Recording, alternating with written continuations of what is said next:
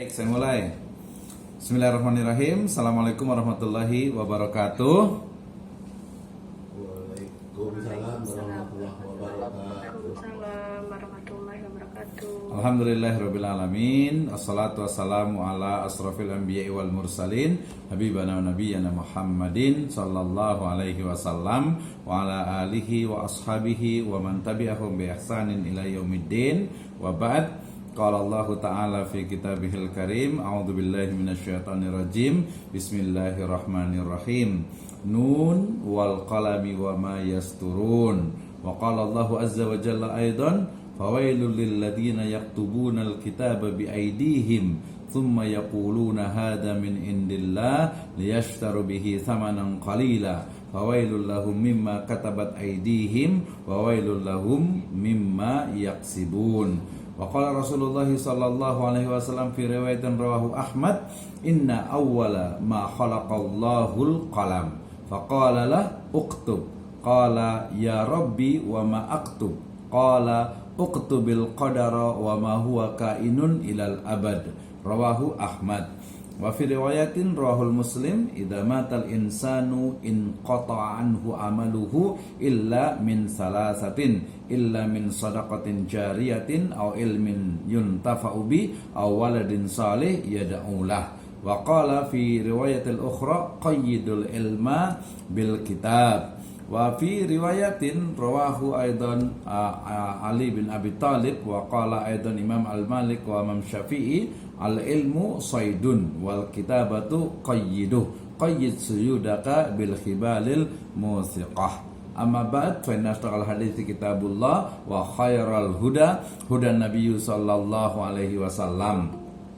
Alhamdulillah, syukur kepada Allah Subhanahu wa taala yang telah memberikan kepada kita kenikmatan iman, Islam dan juga ihsan. Kemudian salawat dan salam sama-sama kita panjatkan kepada junjungan alam habibana wa nabiyyana Muhammadin sallallahu alaihi wasallam, kepada seluruh ahlul baitnya, para sahabatnya serta orang-orang yang senantiasa mengikuti jejak sunnahnya ila yaumil qiyamah.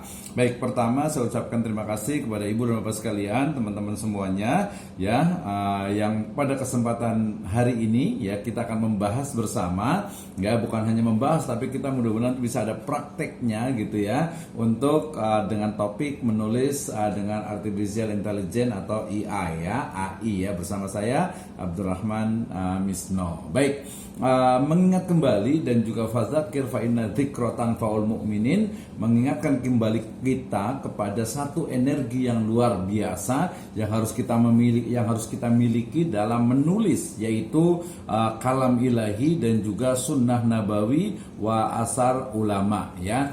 Kita diingatkan dengan firman Allah Subhanahu wa taala dan surat Al-Qalam ayat pertama, a'udzubillahi minasyaitonirrajim, bismillahirrahmanirrahim, nun wal qalami wa ma yasturun. Nun demi kolam atau pena dan apa yang dituliskannya ya. Kemudian ayat ini berarti berbicara tentang bagaimana kolam atau pena ya sekarang itu sudah menggunakan ketikan, bahkan sudah menjadi voice to text gitu ya, tetapi tidak menghilangkan hakikatnya, yaitu tersusunnya kata ya, kemudian menjadi sebuah kalimat, menjadi sebuah paragraf, dan akhirnya menjadi sebuah tulisan yang memiliki ide dan gagasan utama ya. Kemudian terkait juga dengan menulis, kita diingatkan kembali dengan dalam surat Al-Baqarah ayat 79 ya, Allah Subhanahu wa taala berfirman, a'udzubillahi minasyaitonirrajim, fawailul lil ladzina yaktubunal kitaba bi aydihim tsumma yaquluna hadza min indillah. Ya, kecelakanlah besar bagi orang yang menulis Alkitab dengan tangan mereka sendiri lalu dikatakannya ini dari Allah Subhanahu wa taala.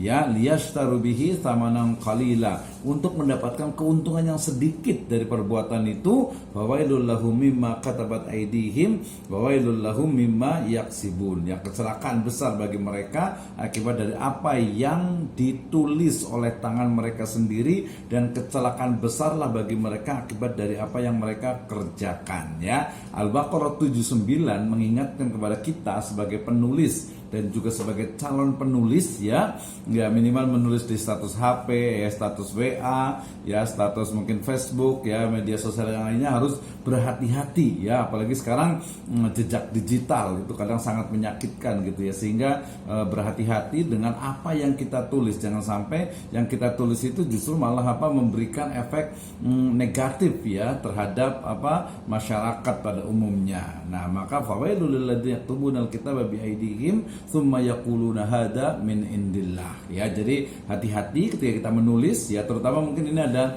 mungkin yang ini ya, yang nulis cerpen gitu ya. Saya sempat nulis cerpen, nulis novel juga gitu ya. Jadi agak-agak khawatir juga ketika menulis cerpen kemudian kita meletakkan tokoh yang misalnya itu antagonis misalnya gitu ya. Wah, ini agak-agak perlu hati-hati nih betul-betul gitu ya. Jangan sampai ya mungkin karena kebebasan ya, seni untuk seni, tulisan untuk tulisan, ya fiksi untuk fiksi, akhirnya terkadang di situ ada tulisan ya, narasi yang mungkin tidak sesuai dengan syariah atau aturan Islam ya.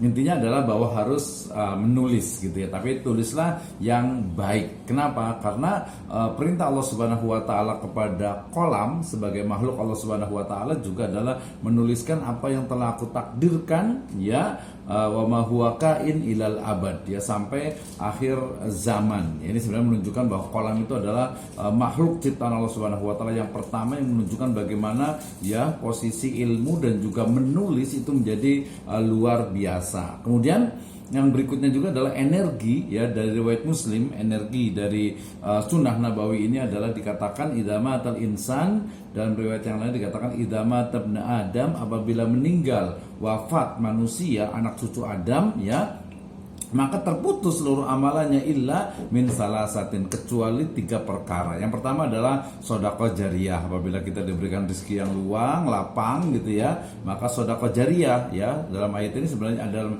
riwayat ini sebenarnya sedekah jariyah itu adalah wakaf ya. Kemudian ilmu yuntafa'u bi, yaitu ilmu yang bermanfaat. Nah, ini ya, kalau kita menulis walaupun itu hanya di status WA ya, status Facebook ya, media sosial lainnya, itu akan menjadi ilmu yang bermanfaat. Cuma kalau WA kan hanya 24 jam ya. Jadi kalau mau ya di media sosial yang dia itu lama gitu ya, sehingga orang bisa baca terus. Dan buku tentu saja adalah salah satu solusinya. Awaladin soleh yad'ula, atau anak soleh yang mendoakannya. Nah, waladin di sini menggunakan nakirah juga, yang menunjukkan tidak hanya anak biologis tetapi juga anak ideologis ya. Anak-anak kita, murid kita, guru mahasiswa kita itu adalah waladin saleh yang mendoakan kepada kita. Dan riwayat dari dalam Jami' Shaghir juga dikatakan qayyidul ilma bil kitab ya, ikat ilmu itu dengan tulisan, sehingga menulis dalam Islam itu adalah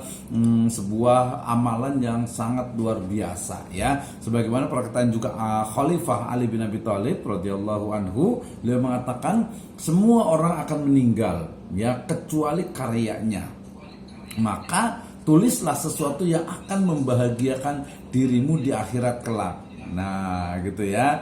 Nah, jadi kalau umpamanya mungkin ada yang suka curhat di WA, suka curhat di medsos, ya boleh saja sih selama itu tidak selama itu baik gitu kan ya. Tapi lebih bagus lagi ketika tulisan-tulisan itu kemudian memang memberikan manfaat untuk kita ya, tidak hanya di dunia tapi juga di akhirat. Dan perkataan dari Imam Malik, riwayat lainnya juga Imam Syafi'i juga mengatakan yang sama ya. Beliau mengatakan al ilmu soidun, ilmu itu adalah bagaikan binatang buruan, wal kitabatu qayyidu atau qayduh ya, dan menulis adalah pengikatnya. Qayyid suyudaka bil khibalil musiqah ya, ikat binatang buruanmu itu dengan tali-tali yang kuat. Artinya apa? Ilmu yang kita miliki itu harus betul-betul kita ikat ya dengan tulisan, baik itu tulisan jurnal, tulisan makalah, tulisan populer di blog, di website, bahkan di status WA ya, di sosial media lainnya.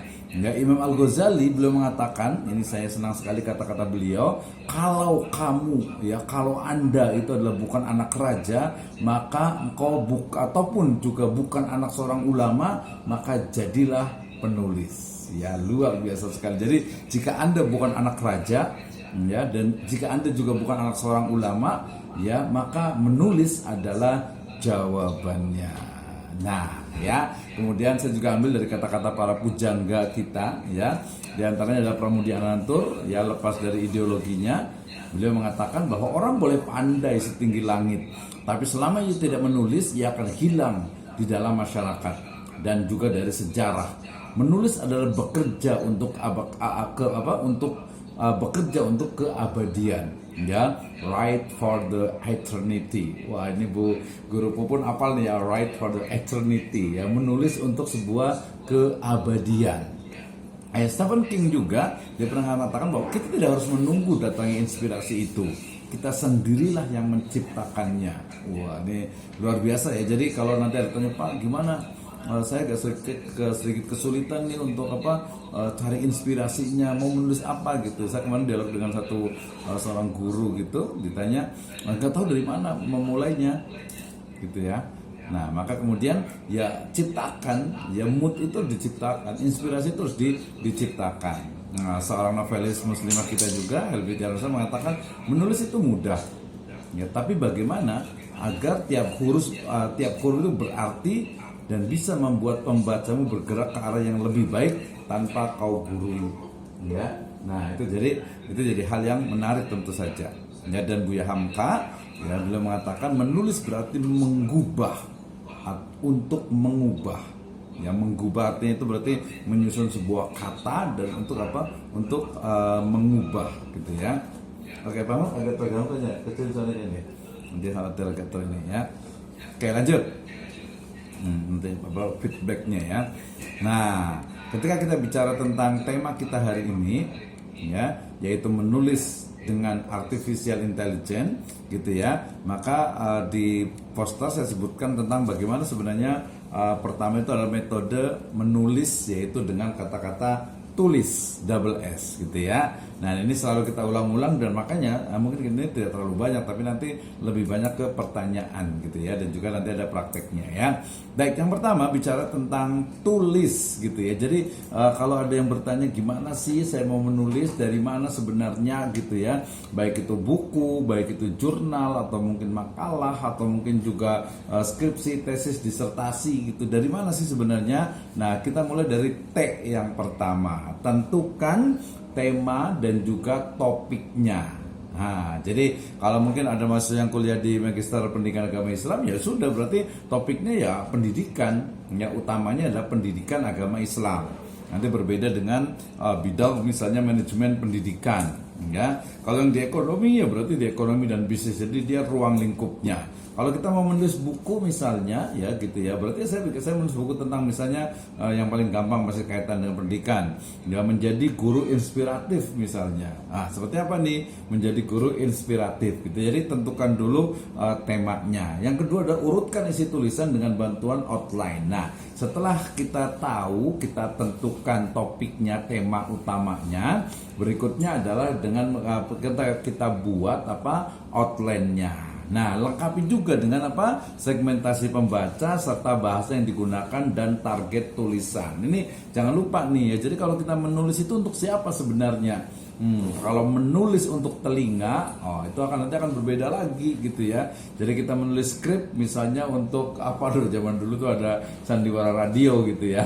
Kalau sekarang itu yang menulis berita kan yang untuk radio misalnya gitu. Tapi kalau kita menulis untuk anak SD, ya, untuk SMP, SMA, ya pasti berbeda dengan menulis untuk anak kuliah, kemudian juga untuk dosen, apalagi guru, ya, termasuk juga untuk masyarakat umum. Jadi segmentasi pembaca kita ini penting. Ini terutama untuk menulis buku ya. Kalau mamanya skripsi, tesis dan disertasi kan sudah jelas. Jadi menulisnya adalah untuk dibaca, minimalnya adalah dibaca oleh dosen pembimbing atau dosen penguji ya. Nah, berarti bahasanya harus baku ya, kemudian juga ejaan yang disempurnakannya, kemudian juga tata bahasanya sampai ke tanda baca dan juga kepaduan dari paragraf itu menjadi penting ya. Maka bahasa yang digunakan itu menjadi juga pertimbangan utama. Target tulisan juga cukup jelas ya. Kalau kita menulis misalnya skripsi tesis ya, tesis ataupun disertasi berarti sudah jelas target tulisan saya adalah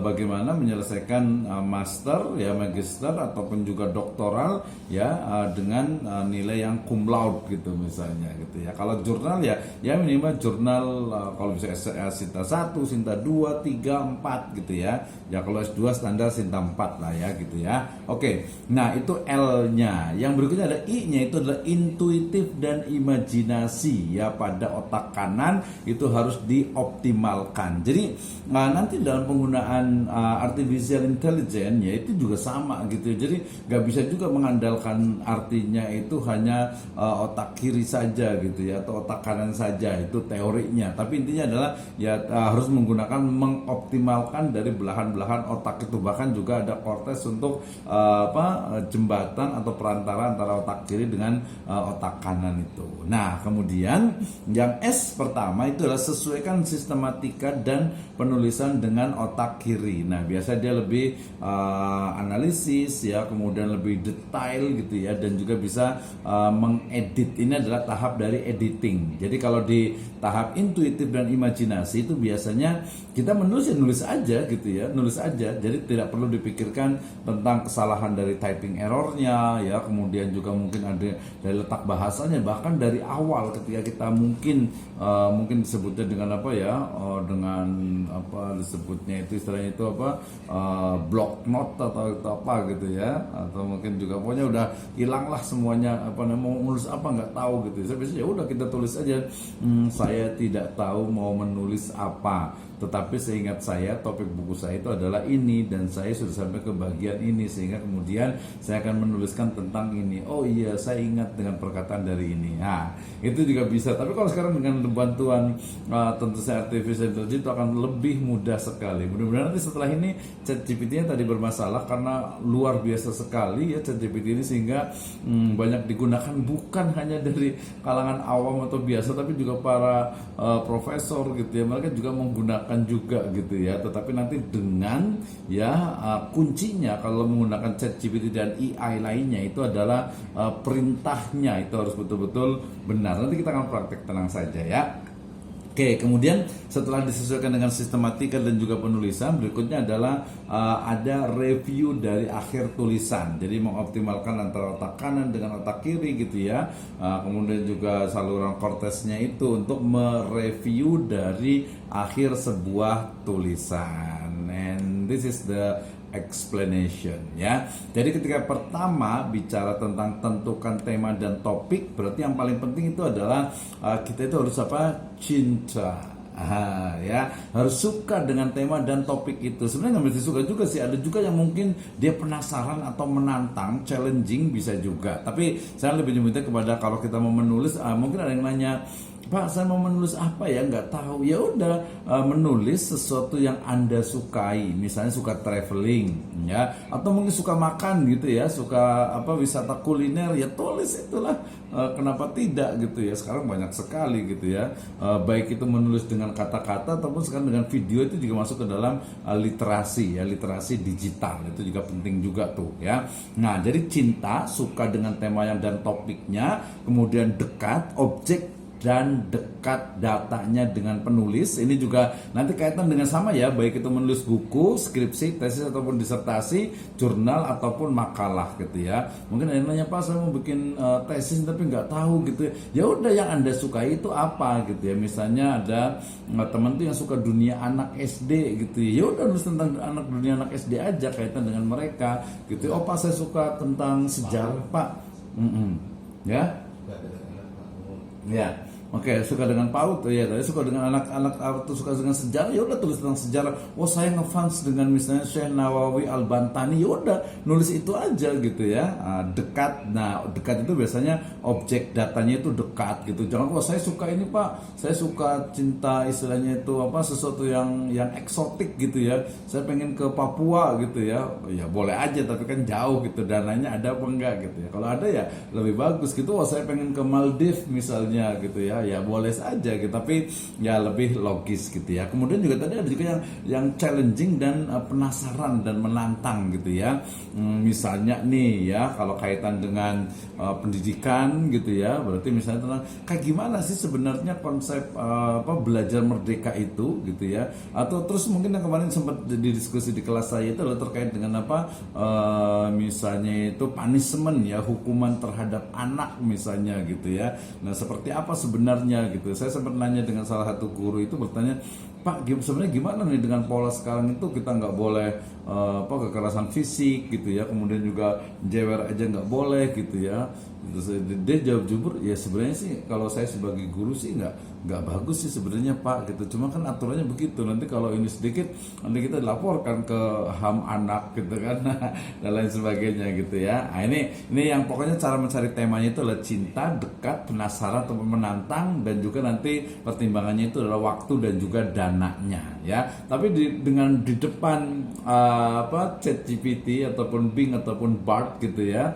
Nah, itu ataupun you.com gitu ya, maka yang waktu dan dana serta dekat itu sebenarnya kita bisa pangkas ya, kita bisa hilangkan. Oke, kemudian urutkan isi tulisan dengan outline. Ini sangat manual ya, manual sekali ya, bisa menggunakan mind map, bisa menggunakan daftar isi sementara ya, imajinasi dan idenya, literatur reviewnya, rekomendasi dari penulis lain, itu bisa menjadi outline. Tapi dengan bantuan ChatGPT kita sudah bisa, mereka bisa membantu ya, walaupun ya tadi tetap saja manusianya itu tetap menjadi utama gitu ya, menjadi ya subjek utamanya ya. Jadi ini yang kedua tadi kan ingat kan ya, ini urutkan isi tulisan. Jadi dengan bantuan outline, dengan outline itu kita bisa menggunakan mind mapnya, bisa menggunakan daftar isinya, bisa imajinasi, ide, literatur review dan seterusnya gitu ya. Nah kemudian juga lengkapi juga nih anatomi tulisan, jangan lupa ini yang L-nya. Jadi tadi segmentasi pembacanya gitu ya, kemudian pilihan bahasanya. Saya sempat menulis buku dari mulai bahasa yang formal sampai bahasa yang sifatnya itu agak sedikit gaul gitu ya. Buku saya yang tahun cukup lama ya, 2014 itu tentang sekuler, lu gue n gitu ya. Nah, itu tentang sekulerisme ideologis, tapi dia menggunakan bahasa yang sangat simpel ya. Nanti kalau mau itu boleh hubungi saya lah ya gitu ya. Bukunya itu. Kemudian juga saya sempat yang You Are You ya, itu juga tentang be yourself, Islamic gitu ya, itu juga ada. Kemudian juga yang Road to Zawaj, itu juga bahasa orang Road to Zawaj. Ini pun apa ya bahasanya ya, pokoknya Road to dengan Zawaj itu bahasa Indonesia. Kayaknya kita boleh juga tuh buat Road to Zawaj gitu ya, bikin semacam book chapter gitu ya. Atau mungkin kalau antologi lah ya, anthology ya. Kalau antologi itu dia biasa lebih populer. Kalau book chapter biasanya dia agak-agak serius gitu ya. Oke, kemudian sistematika penulisan jangan lupa gitu ya. Ini sebenarnya baik itu dia skripsi, tesis, disertasi ataupun juga buku, tetap saja sistematikanya itu harus betul-betul harus betul-betul ya memang logis gitu ya. Kecuali novel mungkin maju mundur gitu dan sebagainya gitu ya. Tapi sistematikanya mestinya memang dia dia logis, sistematis dan juga empiris. Pilihan bahasa itu menjadi pilihan, pendekatan yang digunakan itu perlu juga, approach-nya ya, writing approach-nya itu juga penting, apalagi itu nanti buku yang sifatnya itu populer. Kemudian target tulisan itu juga jangan lupa